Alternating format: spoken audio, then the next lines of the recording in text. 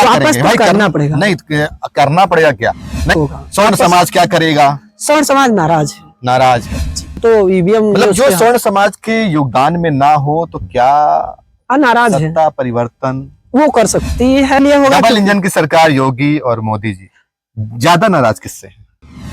सरकार में तो योगी और वही तो यूजी, किससे नाराज? वही तो बात कर रहा मैं लेकिन वो राजनीतिक रोटी सेकने का काम किया जा रहा है और इनको ऐसा नियम लाना जरूरत नहीं थी, क्योंकि इस समय बच्चा अगर गलत कर रहा था तो उसको संस्था देख रही थी, या तो ऐसे नियम के तहत कोई हमें दिखाई नहीं दे रहा था कि उत्तर भारत में ऐसे नियम की आवश्यकता थी। एक चीज तो मैं मानूंगा कि उत्तर प्रदेश में हमेशा जाति को टारगेट कर देना और जाति से उठाकर राजनीति कर लेना ये लोगों का पेशा बनता जा रहा है। हर विपक्ष हो चाहे पक्ष हो यही उठा रहा है। लेकिन भारत में आपको देखने में कहीं ऐसे नियम की आवश्यकता दिखाई दे रही थी कि इस नियम को लाने की जरूरत है?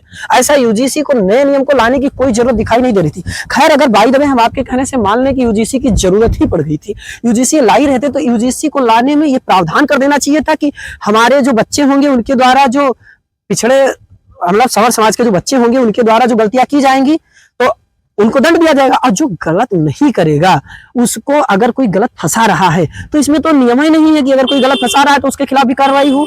जैसे उसके खिलाफ तो कार्रवाई वापस नहीं होता है, क्या करेंगे आप? तो मंडल अध्यक्ष हैं भैया, क्या वापस करेंगे तो भाई? करना पड़ेगा। नहीं करना पड़ेगा क्या? नहीं होता है तो क्या करेंगे? नहीं, वापस होगा। स्वर्ण समाज क्या करेगा? स्वर्ण समाज नाराज है नाराज है। जी। अब पूरा हमारे कंट्रोल में आने वाला चुनाव भी है, अपनी स्थिति को व्यक्त कर सकता है अपने, वो तो ईवीएम मतलब जो स्वर्ण समाज के योगदान में ना हो तो क्या नाराज है, सत्ता परिवर्तन वो कर सकती है, क्योंकि चूंकि वो लोग नाराज हैं। बाकी वापस तो होगा। वापस इसलिए होगा डबल इंजन की सरकार योगी और मोदी जी, ज्यादा नाराज किससे हैं?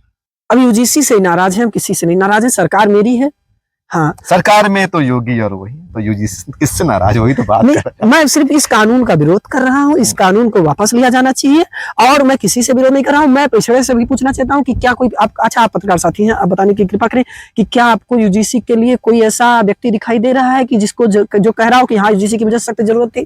कोई ऐसा कहने वाला है कि मुझे यूजीसी की सख्त जरूरत थी, मेरा पिछड़ा बच्चा? अभी तो पूरी तरीके से बयान भी सामने नहीं आ रहा और अन्य लोगों का भी, क्योंकि कुछ लोग तो चाहते भी कि यूजीसी आ जाए, तो क्या वो लोग उनके पक्ष में नहीं है? क्या सबका बयान तो नहीं आ रहा है?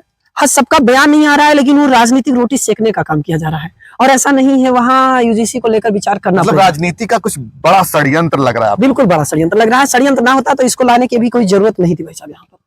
तो देख सकते हैं, ये थे मंडल अध्यक्ष भाजपा के। इनका कहना है कि ये किसी भी कीमत पर जो इस्तीफा है वो नहीं देंगे और सारे पदाधिकारियों को भी सीधा कह दिया है कि इस्तीफा नहीं देना है।